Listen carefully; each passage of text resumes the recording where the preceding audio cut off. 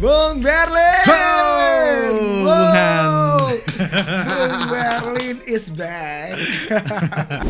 Bang Berlin, Siap. bagaimana hari-harinya? Oh, mengerikan bos. Kita hajar lagi? Siap, hajar lagi. Atau yang agak soft sekarang? Nggak, udah sikat aja. Nggak ada urusan. Ada trader yang mungkin lebih sedikit selektif ya. Iya. Mereka itu misalkan cari reputasi di WikiFX. Bagaimana tanggapan? WikiFX tuh berbayar loh. Itu broker reliable loh. Kita lihat, wah anjing nih, masuk loh ke sini. Gila sih.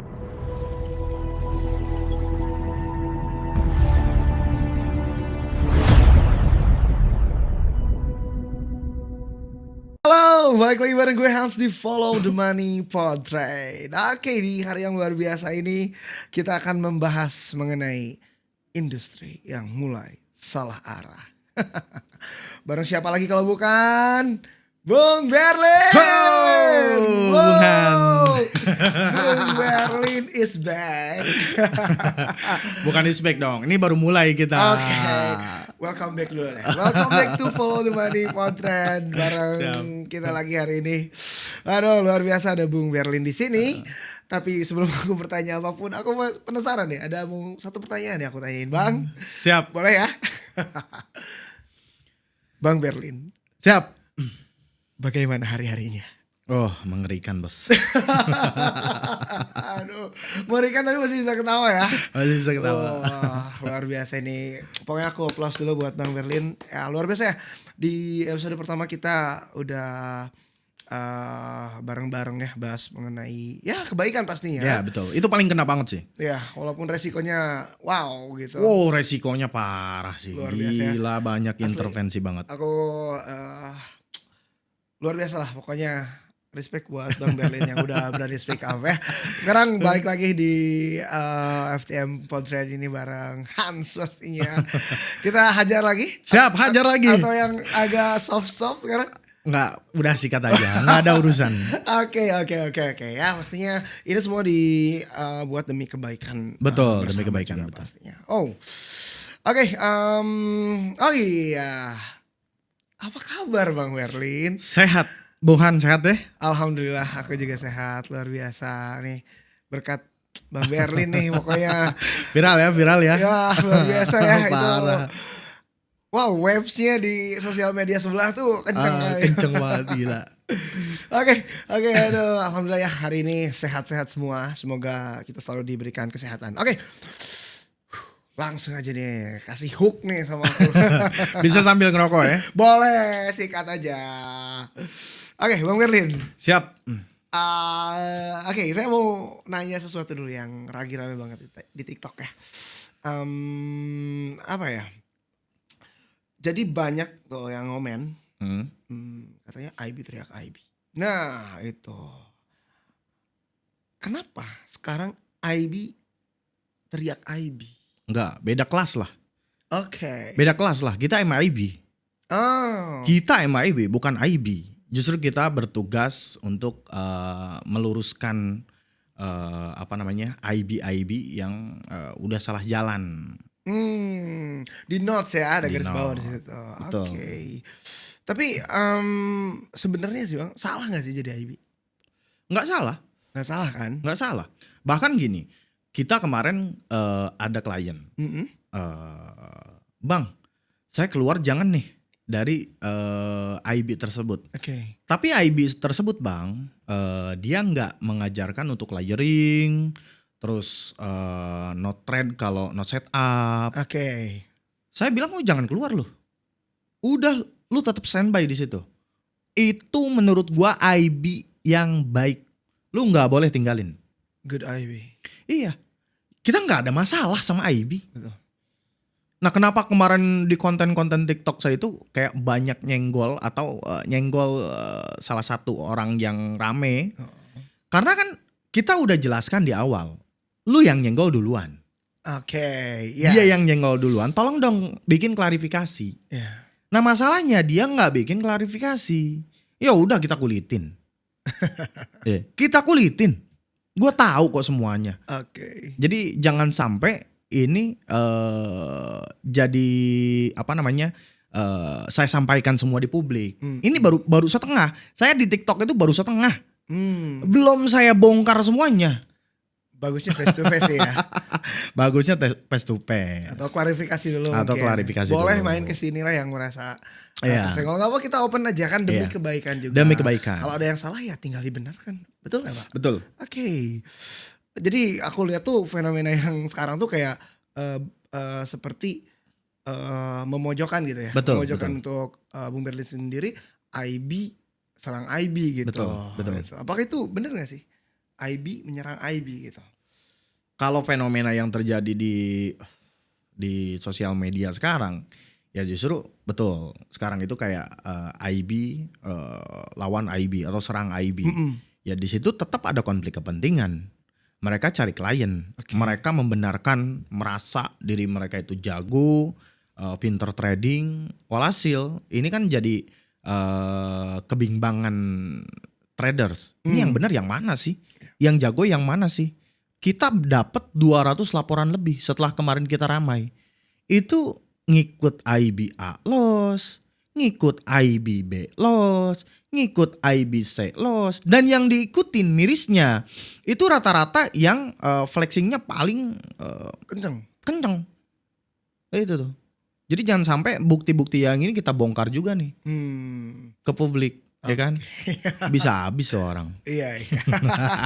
Oke nih sebelum kita masuk lebih jauh ya untuk meluruskan nih apa yang kemarin rame banget ya mengenai bilang ke Bang Berlin, IB kok teriak IB, gitu. IB kok serang IB. Nah sebenarnya Bang Berlin itu IB atau MIB? Kita itu MIB, levelnya itu jauh di atas IB. Nah kita MIB, jadi kita merangkap, kita IB, kita juga MIB. Nah, kita ada pegang beberapa IB, termasuk Efek Fayot juga sebetulnya IB. Cuman karena kan begini, kalau misalkan dari MIB itu kita nggak bisa distribusikan rebate, harus dari IB.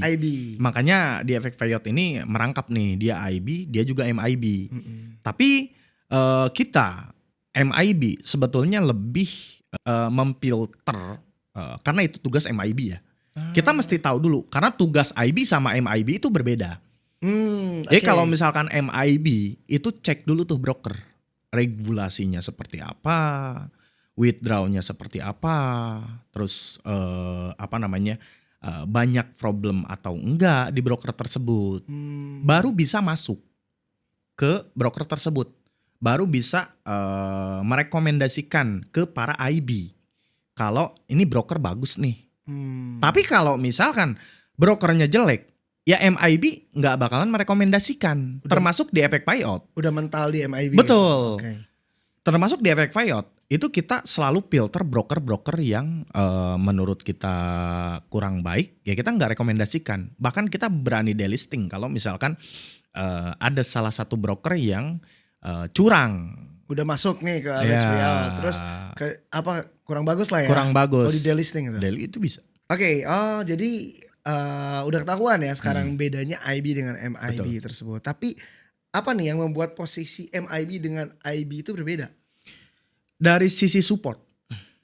Kalau kita itu MIB itu biasanya punya akses langsung. Jadi kalau misalkan klien ada masalah, dia laporan ke IB. IB laporan ke MIB. Nah kita yang bisa intervensi ke broker. Contoh kemarin ada beberapa masalah yang nggak bisa withdraw, itu berbulan-bulan nggak bisa withdraw. Itu kita intervensi. Mereka ini kalau misalkan nggak diberesin, lu kelar di media sosial. Gue abisin. Nggak bisa. Kalau memang tanpa alasan tertentu gitu. Betul. Ya. Nggak ada clause yang dilanggar atau Betul. atau ada cheating mungkin. Betul. Karena ini klien dia tradingnya normal, nggak melanggar klausul aturan broker. Tradingnya normal, tapi withdrawnya tuh di hold. IB-nya nggak bisa beresin. IB-nya nggak bisa beresin. Inisial IB-nya itu dia eh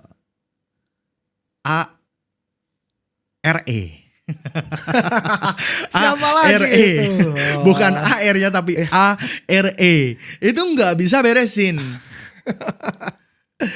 Satu kali 24 jam tuh beres. Kelar tuh bisa di withdraw. Karena MIB ya. Karena MIB. Alright, siap. Jadi MIB itu punya akses informasi yang jauh lebih dekat ya dengan Jauh lebih dekat, jauh lebih cepat.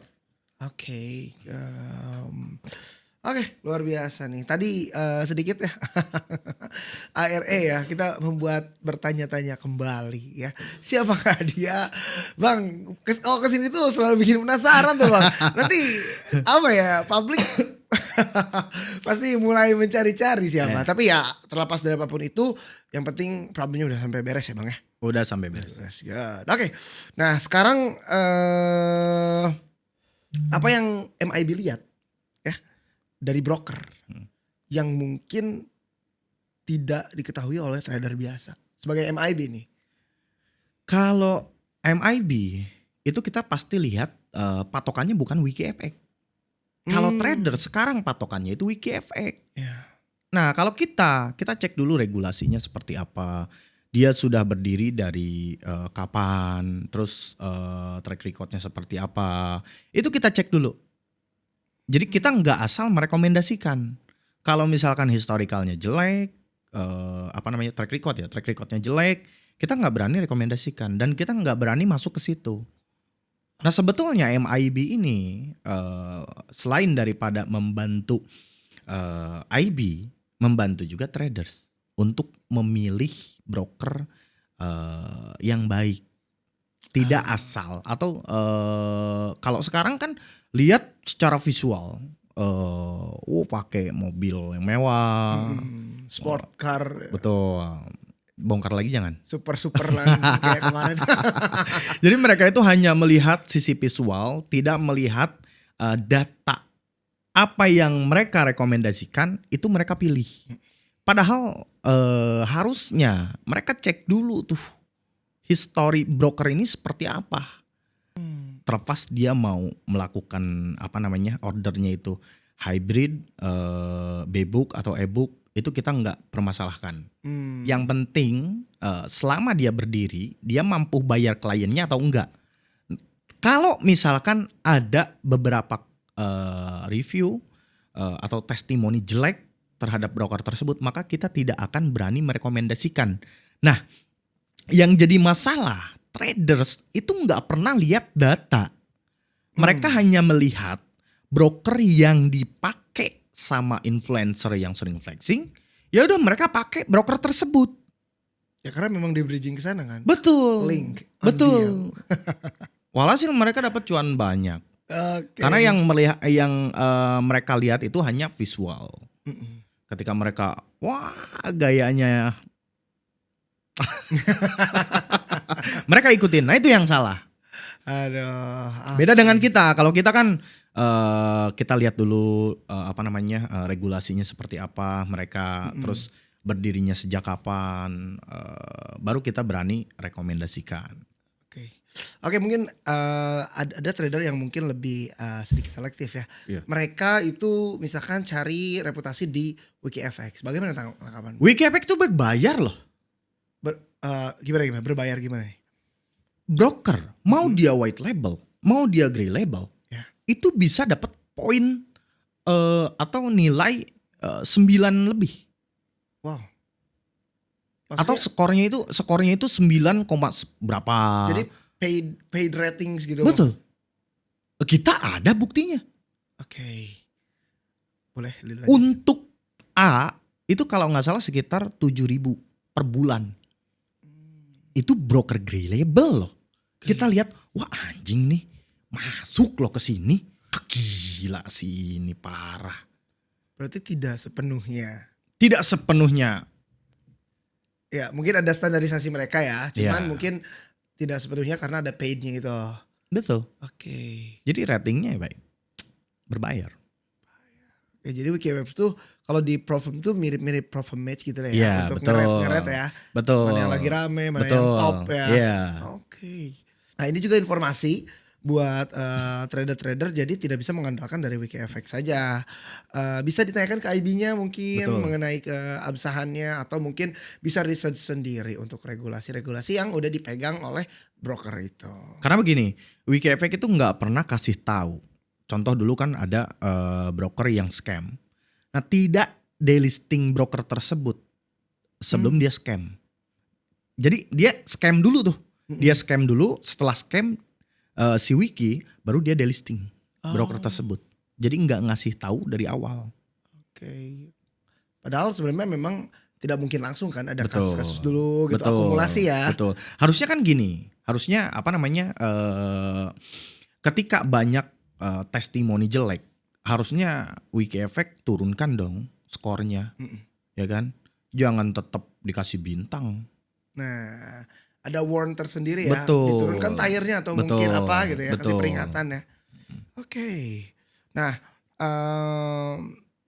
jadi memang kita harus selektif juga, harus istilahnya memang harus kritis ya Betul, Bang untuk betul. hal itu. Oke, sekarang Abang sendiri kan berada di posisi MIB di beberapa broker nih. Iya. Ya kan, di FX Payout ada beberapa broker. Nah, untuk hubungan seberapa dekat nih posisi tersebut dengan broker? Sebetulnya hubungan kita dengan broker itu cukup dekat. Hmm, Tapi gini, kalau untuk sekarang ini agak-agak renggang nih Oke. kita dengan broker-broker. Karena kita lebih pengen teman-teman traders yang lain itu punya wadah untuk mereka konsultasi atau mengadu. Nah, posisi saya sekarang jadi tempat aduan orang. Ya, tempat curhat. Tempat curhat, orang susah withdraw, laporan ke kita, ya udah kita bantu. Meskipun mereka nggak di bawah efek payout, tetap kita bantu. Nah sekarang nih imbasnya kita agak jauh nih sama broker-broker. Mereka lebih ke menjauhi kita. Ya kita nggak jadi masalah. Kalau misalkan brokernya emang bermasalah karena ada masalah, woi, ini lu beresin ini nih. Ini nggak kelar-kelar nih. Follow up masalah terus. Follow up masalah terus. Ini juga nih nggak kelar-kelar. Tolong dong beresin. Lu kekurangan CS apa gimana? Tolong dong beresin ini yang withdraw. Mereka alasannya ini bukan dari di bawah IB Bapak. Ini IB-nya si A misalkan. Ya. Terlepas dari itu ini klien teman-teman gua di Indonesia. Nggak bisa lu giniin. Lu beresin. Lu kalau misalkan nggak bisa beresin, lu gua ramein di sosial media. Sumpah gua ramein di media sosial. Nggak ada urusan. Gue pengen teman-teman traders gue ini mereka aman. Selagi mereka nggak melanggar klausul, ya tolong cairkan dong. Nggak bisa lu seperti ini. Jadi kita sekarang hubungannya itu agak sedikit renggang karena mereka mungkin agak ketakutan gitulah. Oke, mungkin lebih ke visi bisnisnya itu ada yang Betul. dilanggar ya. Betul. Oke, atau yang mungkin ada yang mulai tidak sejalan dengan visi bisnisnya. Betul. Tapi selama itu bisa diperbaiki mungkin ya lanjut ya Bang ya. Betul. Lanjut, nggak ada Karena urusan gitu. kedekatan secara personal ya dekat Betul. gitu. Cuman secara bisnis mungkin ada yang kurang serak ya. Wajar ya itu dalam Betul, dunia bisnis betul. ya. Ya justru gini. Contoh ke salah satu broker kita bilang, "Woi, lu mau ini beres apa enggak? Ini udah rame di TikTok. Oh, broker lu udah diposting sama mereka sama traders. Ini kalau misalkan lu nggak beresin, ini berpotensi ke broker-broker lu juga. Yang rusak reputasinya lu, bukan kita. Tolong dong beresin. Jangan sampai reputasi lu rusak dari satu orang, yang lain jadi nggak mau pakai broker lu. I see. Bahkan justru mereka harusnya terima kasih sama kita. Tujuannya ke sana kan. Tujuannya ke sana. Oke, jadi maksud Bang Ben itu ke sana ya tadi. Betul. Memang secara personal no problem karena memang kita berkutat di industri yang sama gitu kan. Cari rezeki di situ juga ya. Betul. Tapi mungkin kalau ada yang secara bisnis melanggar ya memang harus diingatkan Betul, sih ya seperti betul. itu. Oke nih, kalau Abang kan udah punya posisi sendiri ya Yeah. sebagai MIB. Keren kali tuh. Kenapa memilih meluruskan IB lain? Karena gini, kita nggak mau industri ini rusak. Hmm. Itu pertama. Karena begini, kalau misalkan industri ini rusak, contoh misalkan traders melihat visual atau melihat flexing si A, ngikut, terus full margin, dananya habis, berarti udah stop di situ. keuntungan saya sebagai MIB. Mereka nggak mau lagi trading. Ketika mereka nggak mau lagi trading, berarti keuntungan saya hilang. Meskipun industri ini tidak akan mati, seenggaknya seharusnya IB-nya itu sadar. Ketika mereka mengajarkan tradersnya bisa survive, meskipun sedikit komisi yang diterima oleh IB, seenggaknya itu akan berkepanjangan, tidak mati di situ. Oke. Dan ini disalahkan oleh mereka. Katanya kita nyenggol-nyenggol. Nyenggolnya dari mana? Gua hanya nyenggol orang yang nyenggol gua. Gua nggak pernah nyenggol siapapun yang nggak nyenggol gua. Untuk Kita cuman, iya kita senggol-senggolannya. betul. Kita cuman pengen meluruskan ini nih. Ini nggak boleh nih seperti ini. Karena ketika si tradersnya nggak bisa survive, maka keuntungan hilang di situ. Komisi hilang di situ. Aku nangkepnya sih gini, kalau MIB lebih ke long term. Betul. Long term bisnis. Jadi kayak ya udahlah kita jalan saling menguntungkan. Betul. Kita dapat komisi walaupun sedikit. Betul. Trader dapat nyaman, dia trading. Kalau masalah profit dan loss itu balik lagi ke probabilitas ya. Betul. Tapi bisnisnya jalan. Nah, Betul. mungkin kalau untuk yang IB nakal itu dia aji mumpung jatuhnya Betul, kali ya. haji mumpung. Wah, ini apa ya? Sumber cuan. Sumber cuan. Keruk sampai habis. Taunya udah stop di situ kan bingung lagi ya. Ya kan aku bisa ngasih lihat gini sih. It won't last long gitu, Pak. Jadi kan tidak ada yang abadi ya selamanya. Betul. Misalkan dia emang IB lagi top. Betul.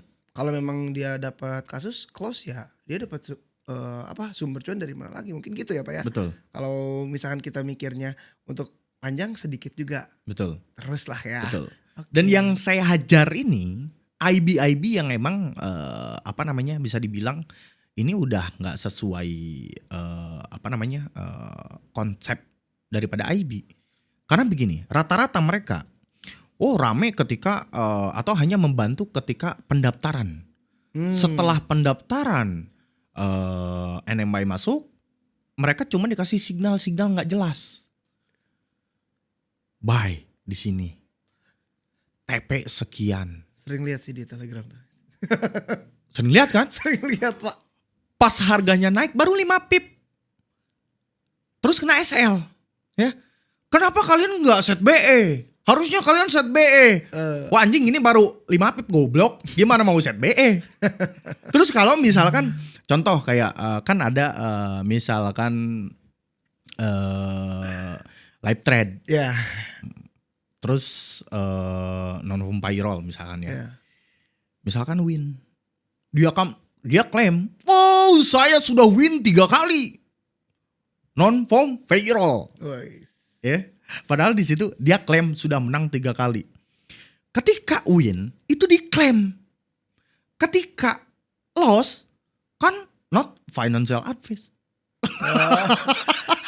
Oke, got it. Jadi harusnya tuh sama dong. Kalau lagi win, not financial advice. Betul. Harusnya bilang, Nggak usah klaim. jangan overclaim ya. Iya, jangan overclaim. terus yang lucunya itu saya lihat di beberapa Telegram. Ini kok signalnya sama. Nah. Sama dengan IB ini. Ini juga sama dengan IB ini. SLTP-nya sama. Terus saya lihat ada tuh signal provider. Iya benar, ada signal provider ya. Hanya telat beberapa detik aja. Jadi setelah signal provider mengeluarkan signal, mereka baru forward itu signal. Ini saya curiga. Apakah memang mereka tidak punya skill? Jadi cuman copy paste signal aja. Itu. Ya mungkin dia beli signal ke provider, dia copy kasih. Oh, itu banyak. Kayak gitu ya. Rata-rata seperti itu. Kadang-kadang ada juga gini kan. Kadang-kadang kayak gini aku sempat lihat ya di Telegram tuh. Buy now. Harga sekian, Yeah. TPSL sekian. Iya. Terus dia kirim running. Iya. Running tuh yang dia udah running. Iya. Teman-temannya kan baru masuk beberapa detik yang Betul. lalu. Telat dong, Pak. Telat. justru kayak gini, sinyal yang mereka kasih itu tidak dapat diverifikasi. Karena mereka nggak ngasih password investor. Nggak ada MQL5. Kita nggak tahu si masternya ini ikut signalnya atau enggak. Iya. ini harusnya yang diluruskan. Karena ini adalah pembodohan. Jangan sampai kalian ini hanya jadi penyempong signal. Itu loh. Karena rata-rata sekarang IB itu tidak mengajarkan kliennya untuk mandiri, tapi diajarkan untuk ngikutin mereka live trade-nya. Terus Gaya signalnya. Gaya tradingnya. Ada yang ngomong di podcast, itu dia keluarkan 20 signal no loss sama sekali. Itu bisa dibuktikan apa enggak? 100% lah Pak. 100%. Iya. Ada tuh sekarang lagi rame tuh. Win rate-nya katanya 90%. Lu anjing datang lu ke Menteri Keuangan, puterin tuh duit. Dan antara Iya, puterin tuh duit. 1M aja bisa berapa? Dari 1M. 900 juta. Tolong nih main ke modalin aja nih. Rekrut. Jadi staff. Karena win rate-nya kenceng gitu. 90%, gila. Nah benar ya, itu solusi kayaknya untuk bayar Buat bayar utang bisa itu. Utang Indonesia bisa ya. 90% sih apa ya? Ya mungkin hanya orang-orang yang kritis ya yang bisa Betul. membaca itu. Wow, overclaim lah 90%. Overclaim. Gak mungkin sih. Gak mungkin. Kalau aku pribadi juga ya. Iya, gak mungkin. Oke. Nah sekarang kan tadi bicara masalah signal dan lain-lain ya. Banyak kan IB yang ngasih edukasi, materi dan signal juga dah. Tapi apakah itu memang fungsinya IB? Sebetulnya bukan fungsi IB. IB itu sebetulnya mereka dituntut bagaimana caranya si traders ini dia bisa mandiri dengan edukasinya. Nah masalahnya sekarang IB itu hanya share signal itu doang. Gak ada edukasinya. Tapi sekarang udah mulai nih gara-gara kita kemarin podcast rame, ada di mana-mana, mulai nih udah pada sadar. Mulai pada sadar kalian harus bla bla bla bla segala macem. Pakai risk management yang baik, tai lah. Kemarin kemana aja? Kemarin kemana aja lo? Hah? Kemana aja kemarin? Ya kemarin WD ribet lah. WD ribet kemarin. Aduh, oke.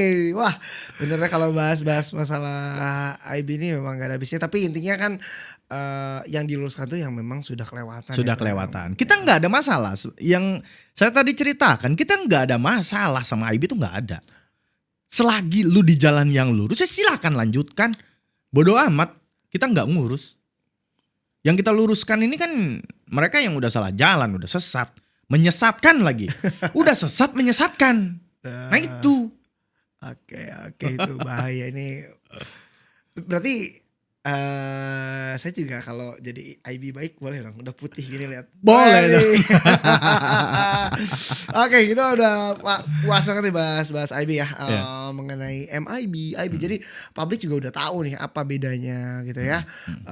Enggak apa ya, berpikir liar lagi mungkin ya. Semoga dengan adanya video ini bisa jadi meluruskan perspektif yang salah. Oke, tadi kita udah bahas mengenai broker ya, mengenai pentingnya kita bisa kritis dalam melihat regulasinya. Nah, kalau misalkan tradernya udah melakukan pengecekan nih, udah oke lah.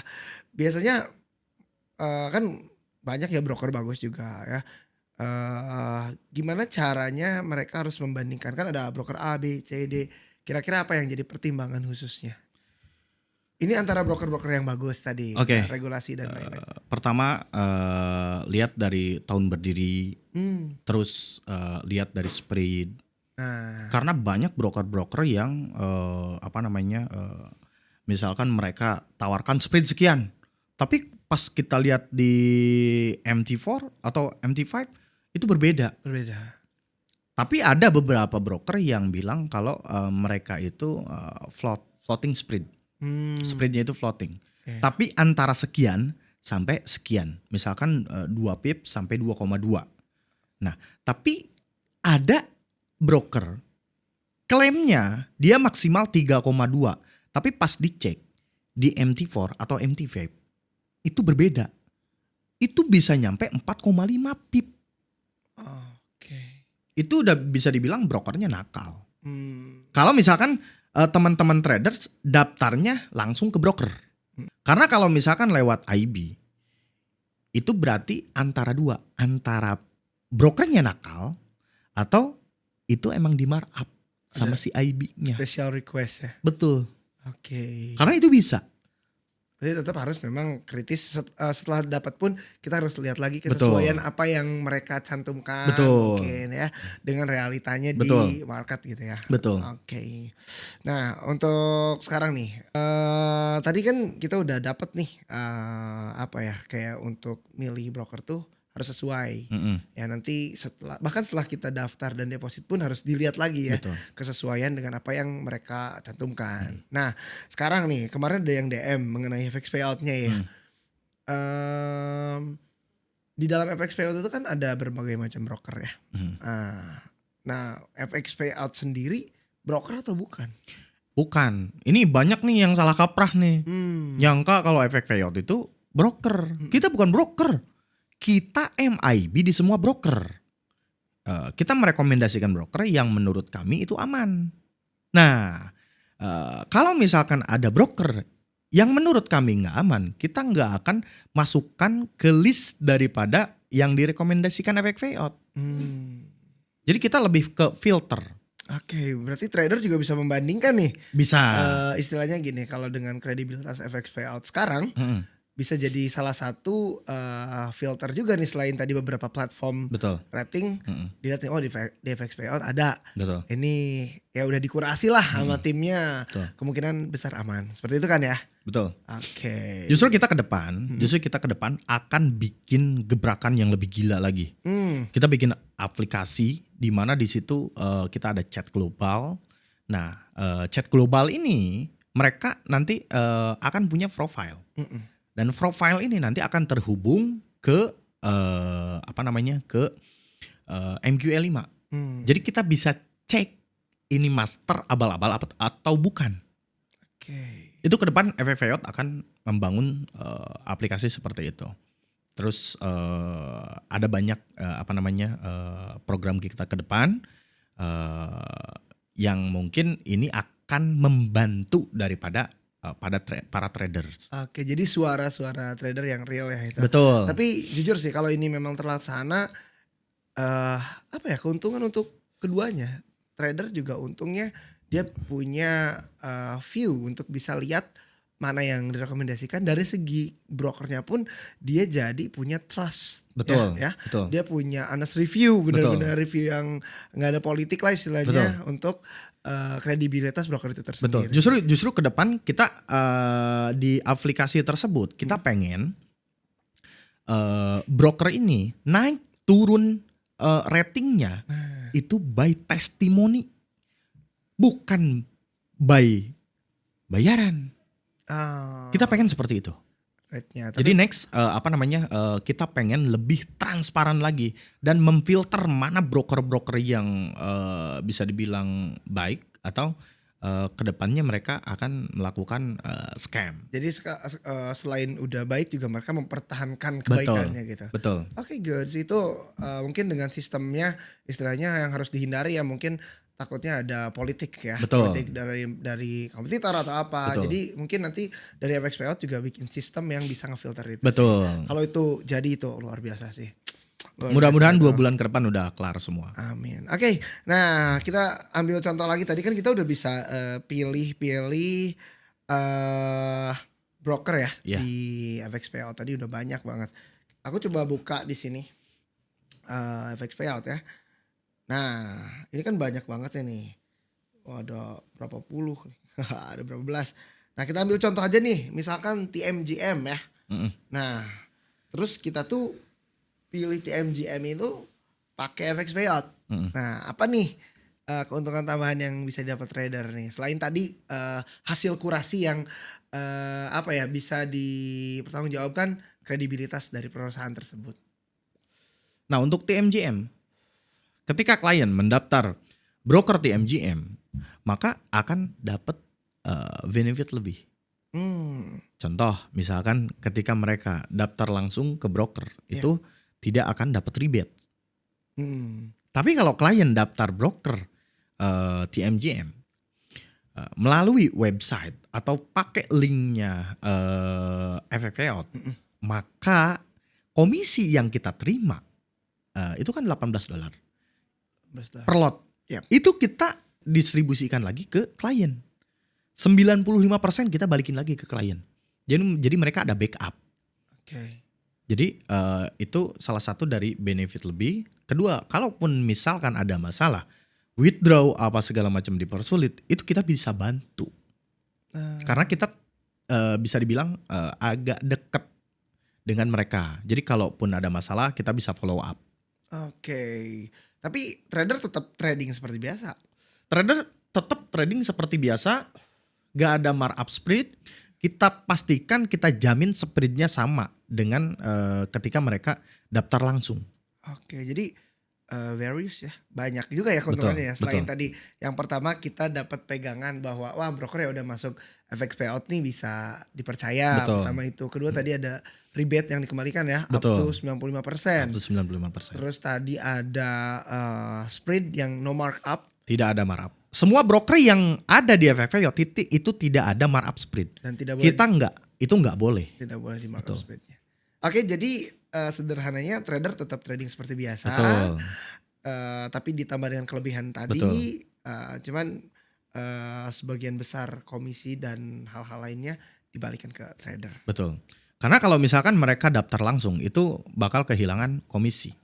Komisinya itu nggak masuk lagi ke traders, tapi masuk langsung semua ke broker. Begitupun kalau misalkan mereka daftar lewat IB yang lain, maka komisi itu hilang. Padahal komisi ini sebetulnya untuk mengurangi biaya spread. Dimana kalau misalkan traders, misal mereka daftar pakai akun standar, itu kan spreadnya 3,2. Nah tapi kan ada yang dikembalikan. Ada keuntungan lebih nih ketika mereka daftar langsung ke broker, spreadnya 3,2. Ketika mereka daftar lewat FX payout, spreadnya juga sama 3,2. Tapi ada yang dikembalikan, yaitu rebate komisi. Oke. Gitu. Tapi memang rebate tuh kalau misalkan kita trading aktif tuh lumayan ya. Soalnya kemarin sempat ngobrol sama temen yang pakai TMGM juga. Dia kebetulan minggu kemarin tuh loss sekitar $200.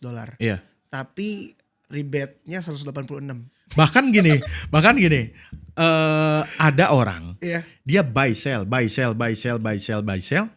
jelas, nggak tahu nggak jelas ya. Tapi gini, dia modalnya 1.000. Terus dia plottingnya itu hanya $50. Nah, Tapi pas dicek rebate-nya, mau tahu berapa? Rebate-nya itu hampir $400. wow. Itu dia cut loss, dia terima rebate, dia masih dapat lebih, Oke. dapat keuntungan dari rebate. Ada tuh yang trader seperti itu. Banyak manfaatnya juga ya untuk Banyak yang manfaatnya. tadi dapat floating loss tapi dia bisa dapat lebih dari rebate ataupun yang loss ya, yang kayak temen aku memang loss dia $200, dia dapat rebate-nya $186. Jadi loss aslinya itu ya cuman sekitar $14. Betul. Ya, kalau nggak ada rebate, Kalau nggak ada rebate ya udah loss 200. Wow, oke. Nah deh kita ngambil contoh lagi nih ya. Iya. Bro Bear kan sekarang kerja dengan beberapa broker ya. Iya. Kalau aku ambil TMGM sebagai contoh ya. Apa yang membuat broker ini layak abang rekomendasikan? Pertama, yang membedakan broker ini dengan yang lain itu pas ketika news itu reset leverage-nya itu tidak terlalu kecil. Karena kalau yang sekarang itu justru traders ya pengennya leverage-nya itu yang tinggi, bahkan yang unlimited. Tapi tetap kan ketika before news itu biasanya di reset leverage-nya itu ke 1:300. Nah kalau TMGM ini mereka riset hanya ke 1:500. Tapi ada juga kadang mereka meriset sampai 1:300. Cuman rewardnya itu nggak terlalu serame atau sebanyak broker yang lain. Itu. Dan enaknya kalau misalkan sama TMGM ini ketika ada masalah ya saya bisa follow up, bisa bantu gitu. Dan selama ini broker ini juga udah berdiri dari 2013. Jadi saya rasa broker ini masuk ke inceran atau ke list yang bisa kita rekomendasikan. Oke, jadi udah ada track record dan juga kredibilitasnya Betul. dijaga ya. Apalagi dengar-dengar kan jadi official sponsor dari Chelsea juga ya. Chelsea. Kemarin ke Indonesia ya. Betul. Saya dapat bajunya nih. Keep the blue flag flying high.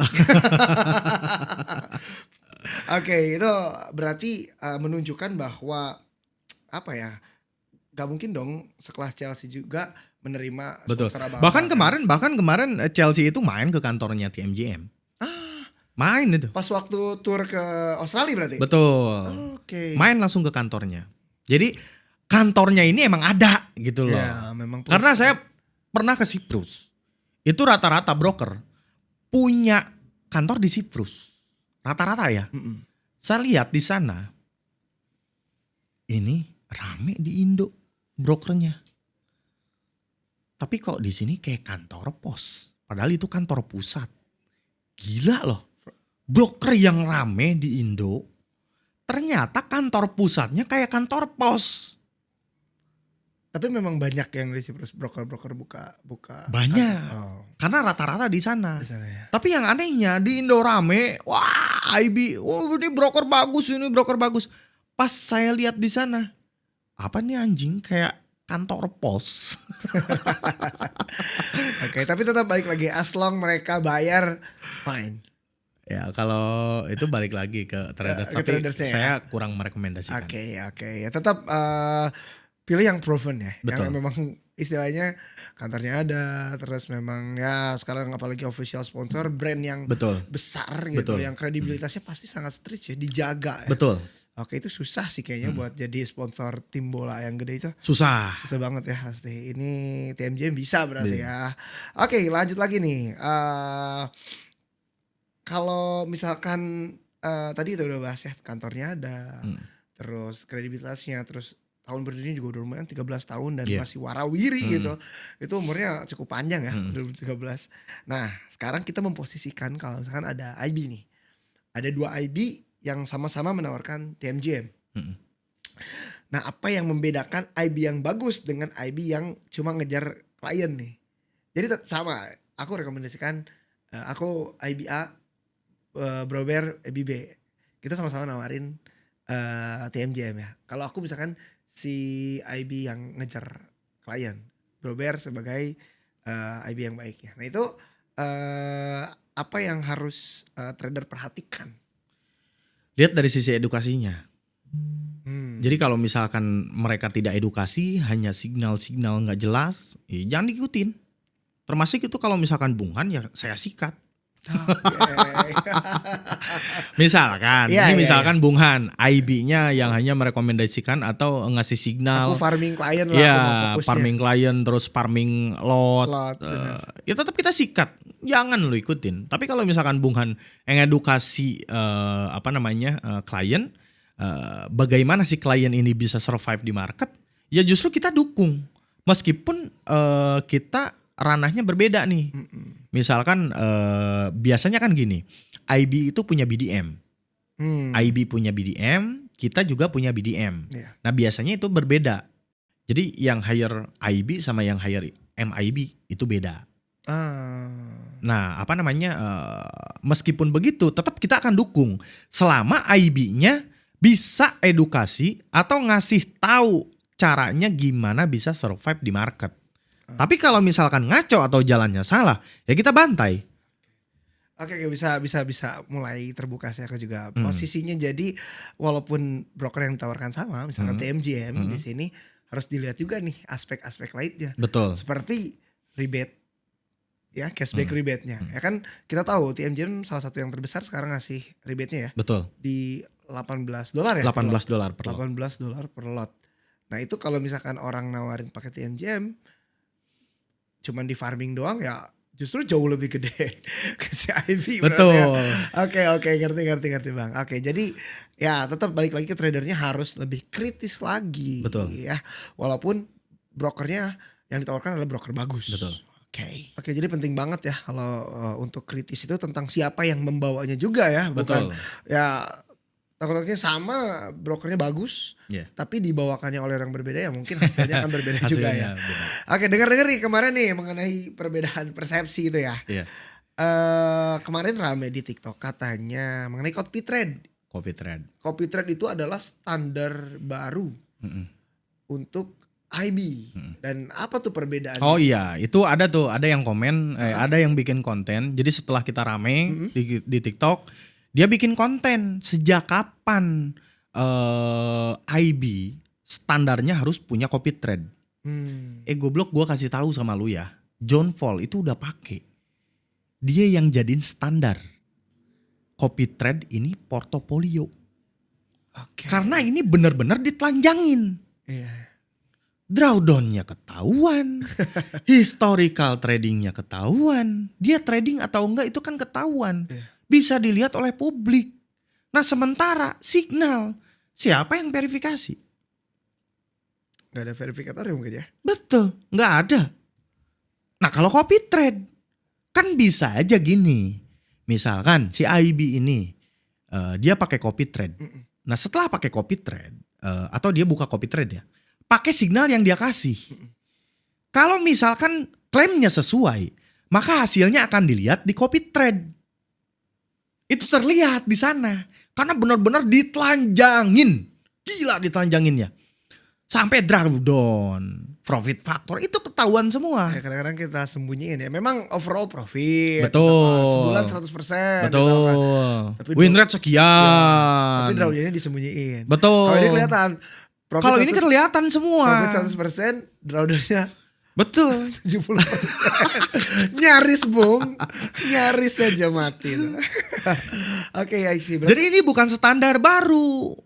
Itu justru untuk bisa dibilang copy trade itu bisa membuktikan kalau lu tuh punya skill. Penegasan di situ. Betul, tidak hanya klaim sekian persen.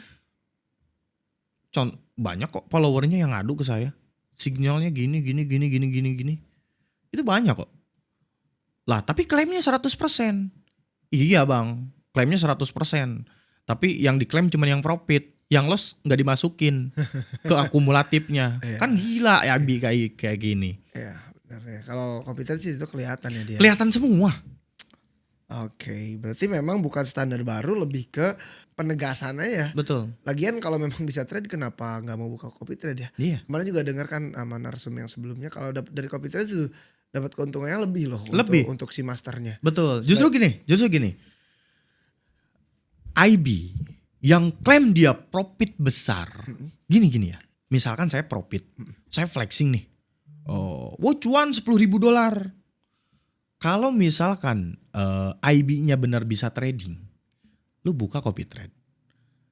Klien-klien lu nggak usah bingung-bingung trading, nggak usah bingung-bingung follow signal. Mereka cukup mengcopy master.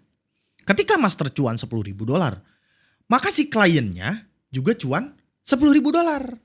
Makanya ini ada something yang disembunyikan antara mereka itu bisa trading atau nggak bisa trading. Gak mau buka copy trade. Nggak mau buka copy trade.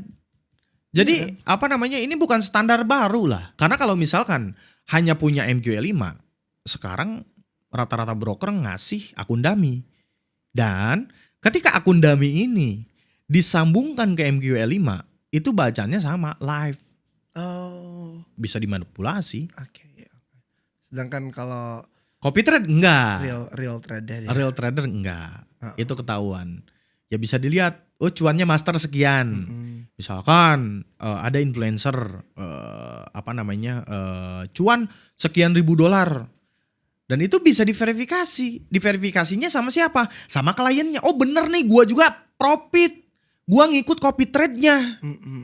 Tapi kalau signal, banyak faktor sih, balik lagi ke yang tadi kayak ketinggalan lah. Betul. Inilah, itu kan resiko-resiko trader ya. Betul. Kalau copy trade kan hilang resiko itu. Betul, hilang resiko itu. Gitu, karena pas masternya ngeklik otomatis ikut. Oke, jadi tidak ada klaim sepihak. Iya, nggak ada alasan. Itu lu telat sih, bla bla bla gitu kan. Oke. Baru running 5 pip. Itu tadi running terbang lu tadi. Apa sih anjing lu? Oke, sedikit pengen pencerahan lagi nih khususnya buat trader-trader yang tadi kita bahas mengenai MQL5 ya. Betul. Aku pengen nanyain mengenai MetaTrader nih, administrator. dan MetaTrader Manager. Nah, ini kan mungkin 90% trader nggak pernah tahu ya. Nggak pernah tahu. Iya. Nah, sebenarnya apa sih MetaTrader Administrator itu? Pernah ada yang bahas ya Iya. di cuman bahasnya tidak terlalu tidak Detail. terlalu kompleks. Mm-mm. Nah, sebetulnya gini, traders itu mereka trading lewat MetaTraders 4 sama MetaTraders 5. Mm-mm. Nah, posisi mereka bisa dipantau nggak sama adminnya broker? Itu bisa. Transaksinya, saldonya, historikalnya, itu bisa dicek di Meta Manager. Oh. Itu bisa ketahuan semua. Historical trading si traders ini.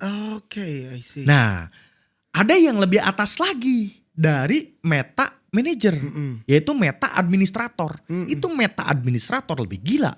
Dia bisa naikin spread. Dia bisa loskan klien. Misal, contoh, Bung Han tahu-tahu ada posisi aja, itu bisa. Tiba-tiba open. Dan itu udah running ribuan pip, itu bisa. Itu di Meta Administrator. Mending kalau profit ya. Tapi bisa, jadi posisi profit bisa. Oh bisa ya. Itu bisa. Oh jadi ya oke. Tapi duitnya nggak bisa di withdraw. Karena opennya itu nggak dilempar ke market. Dia hanya ngasih truk. Jadi punya open posisi.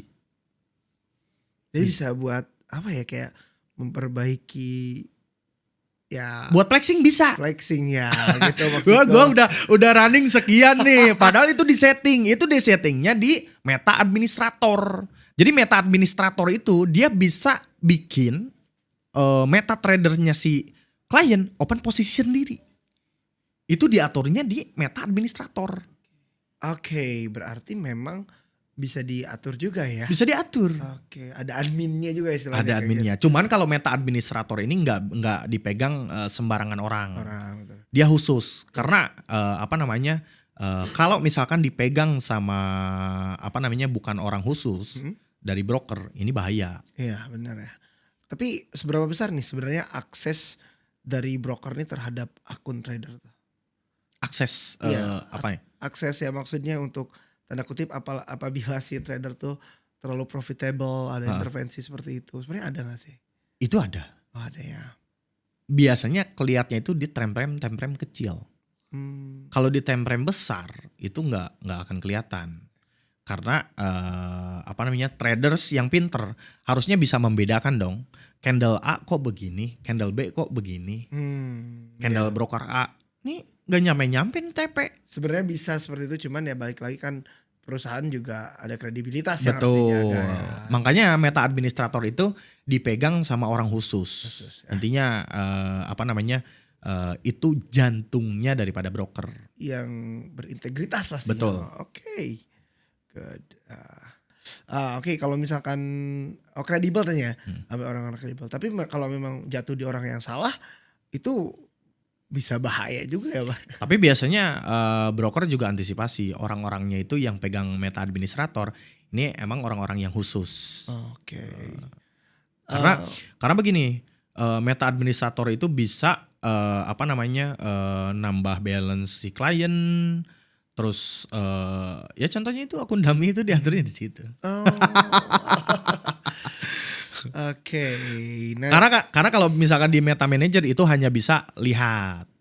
Tapi kalau misalkan di Meta Administrator si si adminnya yang pegang Meta Administrator itu bisa nambah balance si klien.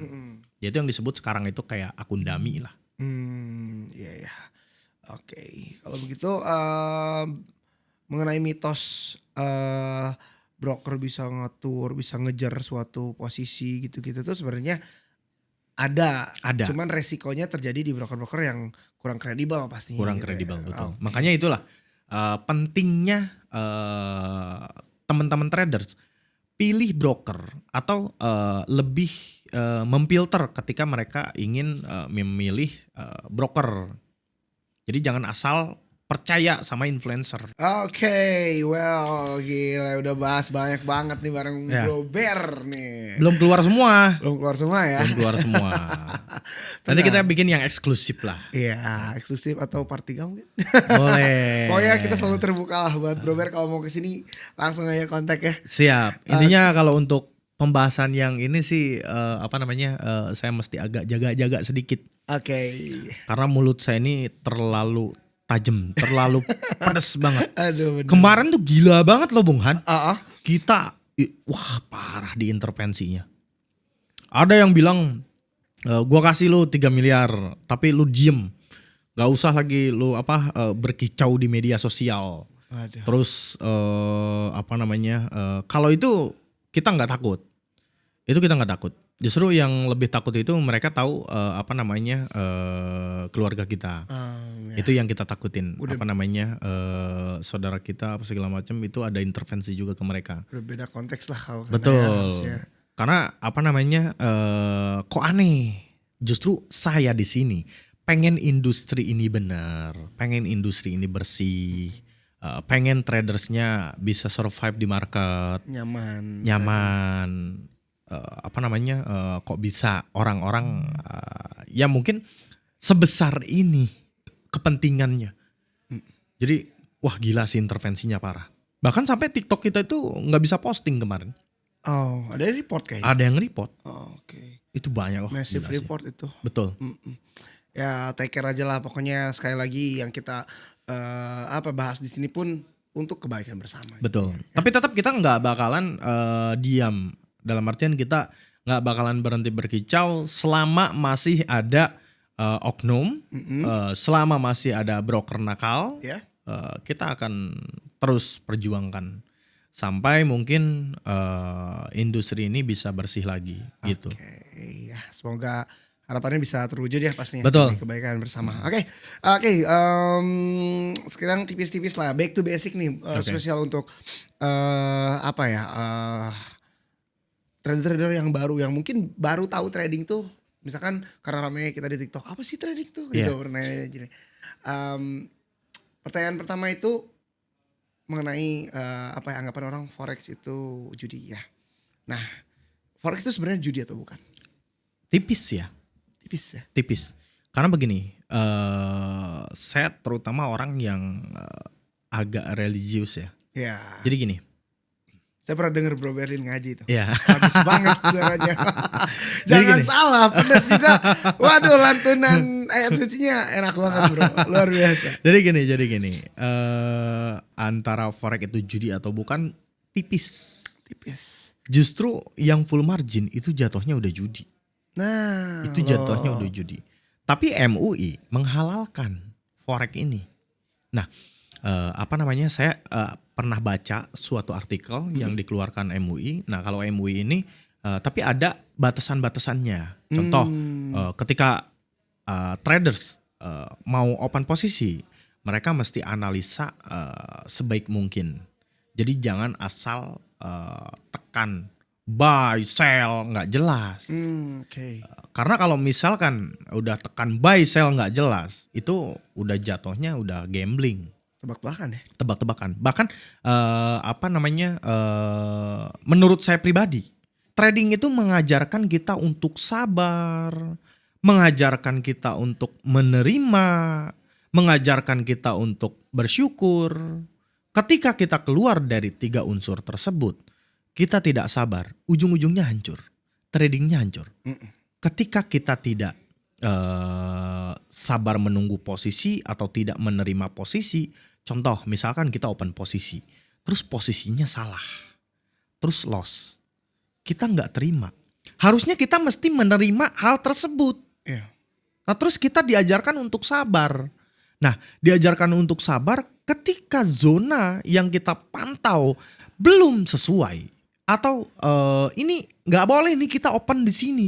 Kita harus nunggu dulu ke harga misalkan 4.500. Kita baru open posisi.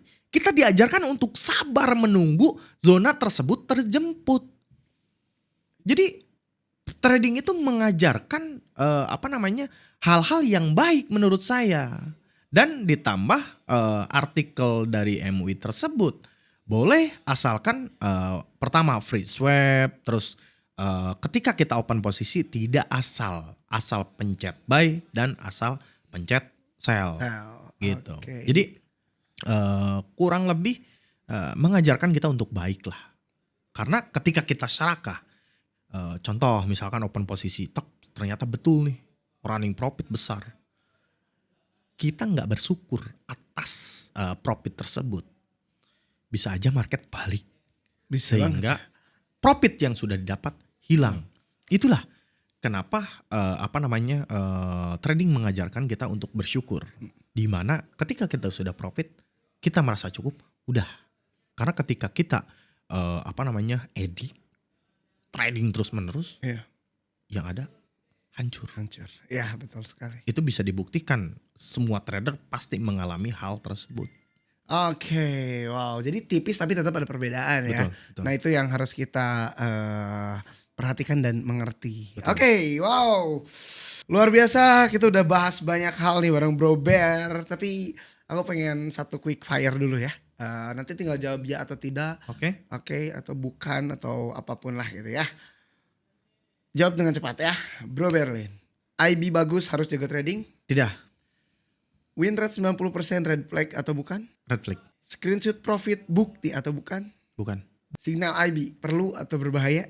Berbahaya. IB versus IB, edukasi atau perang? Perang. Broker harus dipilih karena rebate atau karena kualitas? Kualitas. Kalau trader bertanya broker apa yang abang rekomendasikan, jawaban abang apa? Balik lagi ke traders. Mereka harus memfilter, mereka harus cek, mereka tidak boleh langsung teriming-imingi atau masuk karena diiming-imingi. Wow, luar biasa ya. Itu dia Bro Berlin di kesempatan hari ini udah menyampaikan banyak hal ya. Yeah. Luar biasa buat Bang Berlin. Sekali lagi terima kasih udah hadir sama-sama, di Follow the Buhan. Money Pod Trade. Semoga videonya bisa bermanfaat buat semuanya. Sekali lagi buat teman-teman yang mau bertanya jangan lupa di komen aja. Dan jangan lupa untuk di subscribe, di share kalau merasa video ini bermanfaat. Sampai bertemu lagi di lain kesempatan. Gue Hans pamit undur diri and see you.